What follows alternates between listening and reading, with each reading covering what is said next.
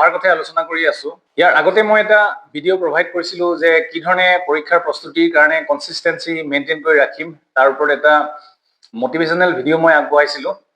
আজি ভাবিলো সময় সময় আপোনালোকক যদি মই কিছু কথাত সচেতন কৰি নাৰাখো বা আপোনালোকক মনত পেলাই নিদিওঁ, তেন্তে আপোনালোকৰ প্ৰস্তুতিত হয়তো বিভিন্ন চিন্তাই হেঙাৰৰ সৃষ্টি কৰিব। গতিকে মই ভাবিলো যে আপোনালোকক কিছু কথা মই কওঁ, যাৰ জৰিয়তে আপোনালোকে এই পৰীক্ষাৰ প্ৰস্তুতিৰ যি সময়, সেই সময়ত যাতে আপোনালোকে কেতিয়াও হতাশাৰ সন্মুখীন নহয়।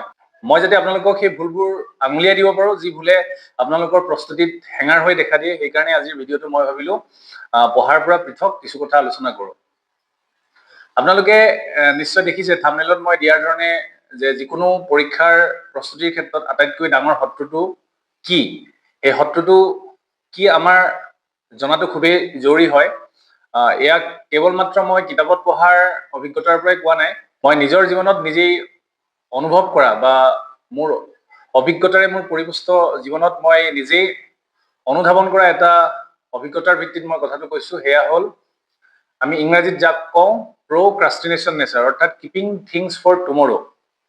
আমি এষাৰ কথা পাওঁ হিন্দীত যে কল কৰে জো আজ কৰে জো আব, অৰ্থাৎ আমি কিবা এটা কাম কৰিম বুলি ভাবিলে তাক আমি বহু সময়ত পিছুৱাই থৈ দিওঁ, যিটো আমাৰ কাৰণে এটা ডাঙৰ সমস্যাৰ সৃষ্টি কৰে, যিটোৱে আমাক ভৱিষ্যতে বিভিন্ন সমস্যাত পেলায়।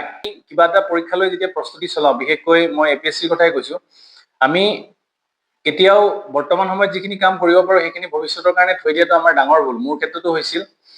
মই এই লাষ্ট 3বাৰ প্ৰিপাৰেশ্যন কৰাৰ ফেজটোৰ কথা মই কোৱা নাই, সেই সময়ত মই যথেষ্ট চিৰিয়াছলি কৰিছিলো, কাৰণ বিভিন্ন ভুলৰ কাৰণে মই এটা মাজৰ এনেকুৱা এটা ফেজ পাৰ কৰিছো, যিটো সময়ত মই কি কৰিম, কেনেকৈ থাকিম বা কি কামত নিয়োজিত হ'ম তাক লৈ মই চিন্তিত হৈ আছিলো। যি ধৰণে মই আজিৰ হেণ্ডলুম ভিডিঅ'টোতো কৈছো যে আমাৰ সেই পৰম্পৰাটো বা আমাৰ সেই এডুকেশ্যনটো নাছিল যে আমি নিজেই সেলফ এমপ্লয়েড হৈ পেলাই আমি এটা বিজনেছ কৰিম বা বেলেগ এটা নিজে কৰিব পৰা ব্যৱসায়ত সোমাই পৰিম। তেনেকুৱা ধৰণৰ এনভাইৰনমেণ্ট নাছিল কাৰণে কেতিয়াও সেই কথাটো ভবা নাছিলো। গতিকে চাকৰিৰ কথা যেতিয়াই বুজিছিলো তেতিয়াৰ পৰাই সদায় এটা সপোন বান্ধি ৰাখিছিলো যে চিভিল চাৰ্ভিচ পৰীক্ষা দিম।